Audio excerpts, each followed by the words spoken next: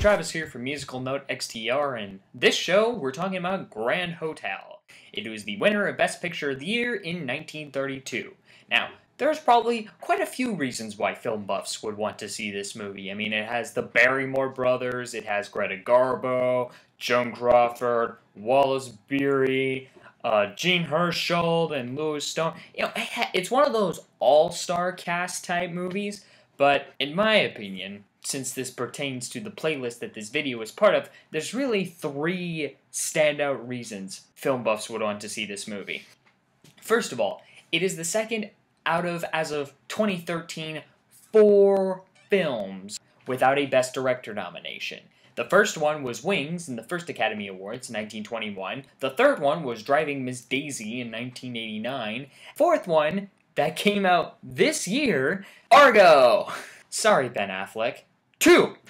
It is the second out of only 2 movies to win Best Picture without winning anything else. The first one was The Broadway Melody, which won Best Picture in 1930. Third and finally, it is the only movie in Oscar history to date that has ever won Best Picture without a nomination in any of the other categories. Nothing. It was only nominated for Best Picture. And what's strange is that it wasn't the only one. In fact, there have been plenty of films nominated for Best Picture without nomination in any other category. I mean, there are 3 other films nominated with it. 5 Star Final, 1 Hour with You, and The Smiling Lieutenant. However, it was up against 4 other films that had nominations in other categories. Aerosmith, Bad Girl, The Champ, Shanghai Express. Okay, what happens in Grand Hotel? Grand Hotel. People come in, people come out. Nothing ever happens. Yeah, that's my terrible Louis Stone impression. But it's kind of misleading, but it's this idea that, you know, a bunch of stuff actually does happen in the hotel, but in the end it really doesn't matter because people come in, people come out, that kind of thing. This movie features John Barrymore as a fallen baron trying to find a way to regain his wealth of sorts. And Lionel Barrymore, related to the Baron character, but they're still like friends. But he's like a sick man. He knows he's dying. He doesn't show that much of a physical ailment in the film, but it's like the fact that he has a disease inside him that's eventually going to kill him, and he just wants to live out his last days in style. Greta Garbo is a professional ballerina who has depression for some reason that's not really given in the film. Joan Crawford is the secretary to a rich one-percenter tough guy played by Wallace Beery. Jean Hersholt is the manager of the hotel. He doesn't have that big of a part in the film.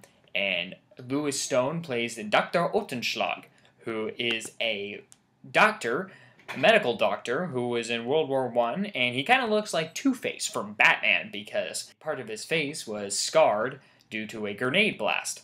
This movie was based on a play, and if you've seen plays, you can kind of understand it from the film. It's not quite a vignette because the stories are connected, but they're like intertwined in a way that plays are just famous for doing. Now, not to be confused with musicals.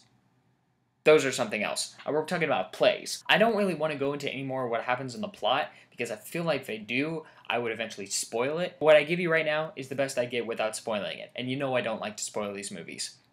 Unless the movies are bad, in which I don't want you to see it. This movie was produced by Irving Thalberg. This was the second Best Picture award that he received on behalf of MGM, making him the first producer to receive it twice, and MGM the first studio to receive it twice. The first time was for that Broadway Melody movie again. You can read my blog to learn about why I didn't like it, why I thought it was stupid.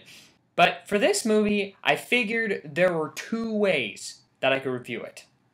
1, I hate it and I criticize it being nominated in the first place. Or 2, I like it and I criticize why it didn't get nominated in any other categories. Somehow I liked it. There was something in the movie I actually liked. Here's the categories that I think it got snubbed for. First of all, the art direction. The art direction was really good. The check into the hotel wasn't just a simple, like, desk-like podium where they stand to and sign a few papers. No, it was like this circular thing with an aerial camera view. This is where the best cinematography snub gets in, because cinematography is movie was pretty good, they built this, it looks like they built a pretty large set for the hotel, or it felt that way, because the hotel actually felt pretty big in its lobby and its interior. All the hallways are like balconies. Kind of reminds me of the New York Marquis Marriott down in Times Square, like an actual grand hotel in a big city. This movie should have got nominated for Best Adapted Screenplay since it was based on a play, which in turn was based on a book. Acting, I'm not quite sure about with this movie. The thing about this movie is that there's no real clear leads for the actor and actress, and it's harder because they don't have supporting categories yet. And the Oscars won't have it for a few years to come. So it would be either between the Barrymore brothers and Crawford and Garbo for the best lead actor and actress. But I don't really want to go into the details on that. One thing is for sure, Edmund Goulding, the director of this movie, definitely got snubbed. This is one of those movies you'd probably see on TCM, or Turner Classic Movies, because it's one of those sort of golden age Hollywood pictures with a big all-star cast, and it's something that if you're a film buff and you like the black and white age of the 30s and the 40s and the 50s and such, you could actually like this movie. For others, it may be boring at times. The boring parts, the parts you might get bored at, the dialogue, it quickly makes up for that because there's a couple of twists towards the end that you're like, oh, what? So, with that, I'm going to give this film 4 stars. Did this film deserve to win Best Picture of the Year? Sure it did. I watched this movie and it did feel like this movie was better than The Champ and Bad Girl, since those are the only Best Picture nominees I saw from that year. But yeah, this movie was pretty good. And all in all, this is a pretty good year for the Oscars, the 5th Academy Awards. With that said and done, we'll get on with the 6th Academy Awards next week. Until then, thanks for watching, and I'll see you next time.